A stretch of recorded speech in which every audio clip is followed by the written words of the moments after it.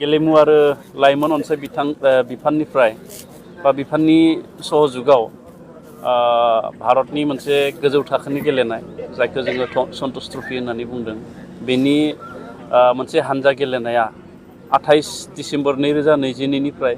5 जानुवारि 2023 सिम क'क्राझारनि साय आरो क'क्राझार जिल्लानि गेलेमु आफादनि गेलेग्रा फोथाराव जानो थांगासिनो दङ आरो बे खेलाखौ खुंनो थाखाय बा बे गेमखौ जों खुंनो थाखाय जोंनि बिटिआर सरकार लोगोसे क'क्राझार डिस्ट्रिक्ट गेलेमु आफाद आरो जोंनि माखासे मावथांखिगिरि बा सिगांनि गेलेगिरि बिथांमोनजों जों ज'है खामानि मावगासिनो दङ 28 डिसेम्बर खालि गेमा जागायगोन आरो जोङो सानसेयाव मोनथाम गेमखौ जोङो खुंगोन आरो बेहाय गासै मोनद' रायजोनिफ्राय बेहाय बाहागो लागोन आसाम नागालेण्ड गवा तामिलनाडु इउपि बेखिनि टीमा बेहाय बाहागो लागोन आं बिटिआर बासि गासै रायजो राजाफोर बिथांमोनखौ खावलायनो लुबैदों जे थांनाय अक्ट'बर दानाव जोङो ISPL खुंदोंमोन आरो बे ISPLआ जोबोद गाजा गोमजायै जानानै थांदों गोबां रायजो राजाफ्रा जोंखौ बे गेमखौ नायनानै थुलुंगा होफैदों आरो जोंनि बिटिआर ओनसोलनि जे गेलेमु बे गेलेमुखौ जौगाहोनायाव बा जौगानायनि खामानि मावनायाव जोंखौ मदद होबाय थिग बिदिनो नैबे सन्तोष ट्रफीनि थाखाय जि ग्रुप थार्ड गेम एबा थार्ड ग्रुप एबा थामथि ग्रुप बे ग्रुपनि गेलेनायखौबो 28 डिसेम्बरनिफ्राय 5 जानुवारिसिम जानो गोनां बे गेमाव जाहाथे बयबो बाहागो लाफैयो आं बेखौ खावलायबाय 28 खालि अरुणाचल तामिलनाडु मोनसे गेम बेनि उनाव उत्तर प्रदेश नागालेण्ड मोनसे गेम आरो आसाम गवा मोनसे गेम बेनिफ्राय 30 डिसेम्बर उत्तर प्रदेशजों गवा नागालेण्डजों तामिलनाडु आसामजों अरुणाचल प्रदेश आरो 1 जानुवारि खालि उत्तर प्रदेश तामिलनाडु गवा अरुणाचल नागालेण्ड आसाम आरो 3 जानुवारि उत्तर प्रदेश अरुणाचल तामिलनाडु आसाम गवा नागालेण्ड आरो बेनिफ्राय 5 जानुवारि खालि उत्तर प्रदेश आसाम अरुणाचल नागालेण्ड तामिलनाडु गवा बेबायदि जोङो फिक्सारखौ अल इन्डिया फुटबल फेडारेशननिफ्राय मोननाय जादों आरो क'क्राझारनि जि साय बे सायाव जोङो सान आरो मोनाबिलि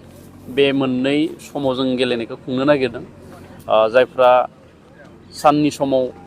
गेलेनायखौ नायनो हयथ' सम मोनाबो जानो हागौ बिथांमोननि थाखाय जोङो मोनाबिलियाव बे गेलेनायखौ खुंनो नागिरदों नायनायनि खाबु होनायनि थाखाय आरो बिनि थाखाय जों जि फ्लाड लाइट नांगौ बिनि जि बसायनाय खामानि बियो सोलिगासिनो दङ आरो क'क्राझारनि जिल्ला आफादनि गेलेमु आफादनि जि गेलेग्रा फोथार दङ बाहाय जोङो बेलासे 2 रिंगानिफ्राय खुंनाय जागोन दा गासैबो रायजो राजाफ्रा जाहाथे बाहागो लाफैयो बा नायनो फैयो आं खावलायहरबाय आसामनि जिहेतु मानो होनना बुङोब्ला आसामनि टीमखौ सेलेक्सन खालामनाय आरो बे टीमखौ कच होनाय एबा फोरोंनायखौ बादाखौ जोंनि BTC हालामावनो जिहेतु खालामफैबाय आसामा जों मिजिंथिदों जोंनि बड'लेण्ड ओनसोलनिफ्रायबो बे आसाम टीमाव मोजां मोजां गेलेग्राफ्रा सायख'जागोन दासिम बिनि लिस्टखौ जोङो मोनथ'वाखै बेनि लिस्टखौ बा आसाम टीमनि थाखाय सेलेक्सन खालामग्रा जोंहा गुबुन मोनसे आफाद दङ बा कमिटि दङ बिथांमोना गाबोनसिम बेनि लिस्टखौ फोसावगोन आरो अब्ला जोङो गाबोन मोनथिगोन जे जोंनि बड'लेण्ड ओनसोलनिफ्राय साबेसे गेलेगिरिया बे आसाम टीम जानानै सन्तोष ट्रफीयाव गेलेनो खाबु मोनगोन जायखिजाया आङो साबायखर जासिगोन भारतनि फुटबल फेडारेशननि आफादगिरि कल्याण चुब्बे बिथांखौ साबायखर जासिगोन बिथाङा जोंनि बड'लेण्ड ओनसोलाव गिबि खेबनि थाखाय बे ग्रुप मेचखौ हरनायनि थाखाय आरो आसाम फुटबल एस'सिएशननि आफादगिरि नब कुमार दले आं बिथांखौबो साबायखर जासिगोन मानो होनना बुङोब्ला बिथाङा बड'लेण्डआव बे गेमखौ खुंनायनि जि मोनसे अनुदान एबा जि मोनसे खुंनो थाखाय जि होबाय बिनि थाखाय आं बिथांनो साबायखर जासिगोन आरो जोंनि मानगोनां बिटिआरनि चिफ प्रमद बर' बिथांनिसिमबो आङो साबायखर जासिगोन बिथांनि नाजानायजों बा बिथांनि दैदेननायजोंनो जों बे गेमखौ खुंनो थाखाय खाबु मोनदों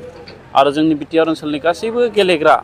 जायफोरा गेलेयो जायफोरा खेला गेलेयो बिथांमोना जाहाथे बे गेमखौ नायनो फैयो रायजो राजा बिथांमोना जाहाथे नायनो फैयो आङो बेखौ खावलायहरबाय